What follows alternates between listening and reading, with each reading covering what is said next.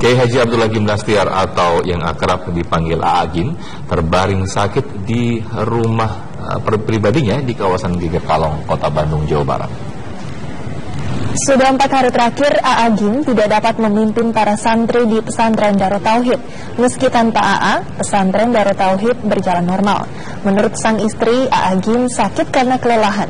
Jadwal padat membuatnya kurang istirahat. Pihak keluarga hanya meminta doa dari masyarakat untuk kesembuhan Aagim.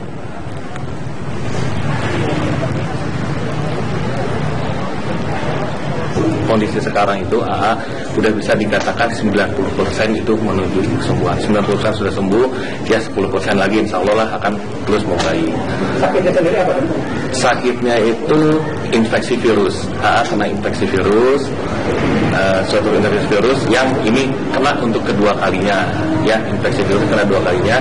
Memang sakitnya itu nyeri sekali, kemudian terjadi macam-macam perubahan dari kondisi AA. Tapi itu sudah masa-masa itu sudah terlewati. Kecapean. Makasih ya doain. Iya. Sebuah kapal tongkang pengangkut batu bara terdampar dihantam gelombang tinggi di perairan Pandeglang, Banten. Evakuasi terkendala kapal yang terjebak di laut dangkal dan berkarang. Kapal tongkang batu bara kandas di perairan Pandeglang, Banten akibat hantaman gelombang setinggi 4 meter dan angin kencang.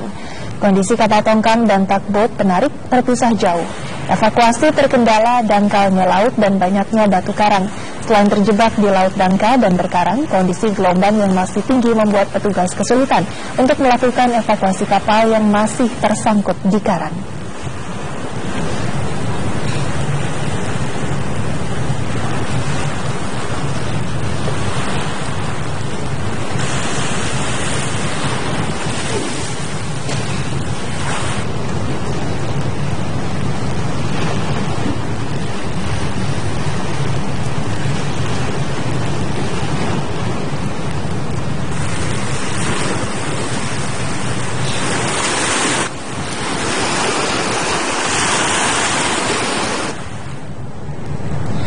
Pemirsa, salah satu penyebab terjadinya kemacetan saat arus mudik Lebaran di jalur utama Pantura Brebes, Jawa Tengah adalah adanya pasar tumpah. Dan guna mengantisipasi hal tersebut, petugas Satpol PP dan kepolisian mulai menertibkan para pedagang. Satuan Polisi Pamong Praja dan jajaran Satuan Lalu Lintas Polres Brebes, Jawa Tengah melakukan penertiban para pedagang yang menjajakan dagangannya di kawasan Pasar Induk Brebes. Para pedagang yang mangkal di bahu jalan diminta untuk menyingkir dan berjualan di lokasi yang lebih aman. Hal ini dilakukan karena arus mudik Lebaran 2016 diperkirakan akan mulai berlangsung pada awal pekan depan. Selain di Pasar Induk Brebes, penertiban juga akan dilakukan di Pasar Bulakamba Brebes. Di pasar ini kondisinya lebih parah karena para pedagang menempati sebagian badan jalan. Jadi bukan penggusuran, tapi pemindahan yang lokasinya dari memakai badan jalan ke Bugasera, jadi yang memang sesuai dengan kebutuhan yang berjualan. Jadi sudah memakai badan jalan, kalau untuk trotoar nanti kan untuk pembangunan untuk tergantung dari pihak masyarakat. Pak, kalau ke pasar tumpah sendiri, penanganannya gimana? Ada berapa titik di wilayah Pantura? Jadi kita fokus sementara yang jalur mudik yaitu Pasar Bulakamba, Pasar itu. Jadi kita penertibannya yang bagi yang jualan tidak ada memakai badan jalan, nanti akan dipindahkan ke dalam. Jadi kita koordinasi sama Dengan penertiban ini diharapkan arus mudik Lebaran 2016 menjadi lebih lancar. Sejak saat ini hingga arus balik Lebaran, petugas Satpol PP dan Satlantas Polres Brebes ditempatkan di sejumlah titik lokasi pasar tumpah. Dari Brebes, Jawa Tengah, Otong Susilo, TV One mengabarkan. Ribuan pemudik mulai membeludak turun dari KM Kelut yang baru saja sandar di Terminal Bandar Deli, Sumatera Utara kemarin.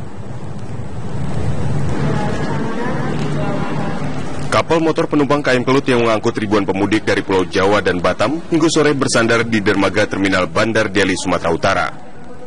Jumlah penumpang yang menggunakan jasa kapal laut KM Kelut mencapai 1.680 orang. Jumlah penumpang ini sudah mulai naik 20% dari jumlah hari biasa. Memilih lebih cepat seperti apa?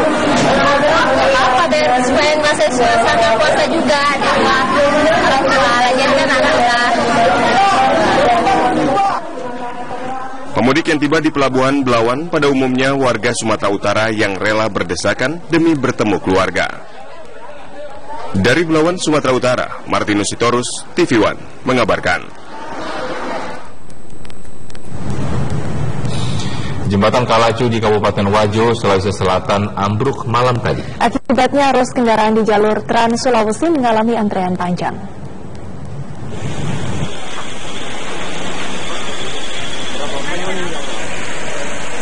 Jembatan poros yang menghubungkan Kabupaten Wajo dan Kabupaten Sidrap malam tadi ambruk di salah satu sisinya akibat pondasi yang tergerus air sungai saat banjir.